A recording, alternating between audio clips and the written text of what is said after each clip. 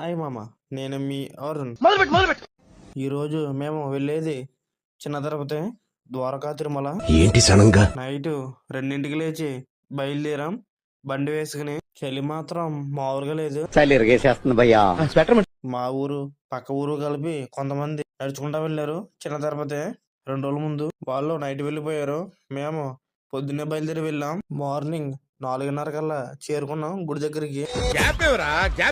గుడి దగ్గరికి వెళ్తుంటే బయట వ్యూ ఇలా ఉంది.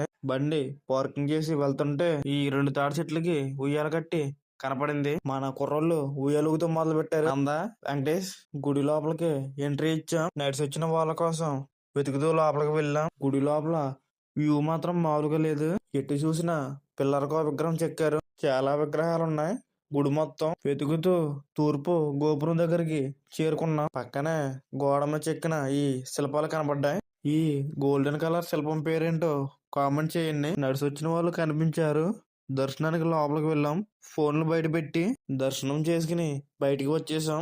బయట మన నరేష్ అన్న కనపడ్డాడు ఫ్రెండ్స్ తోటి.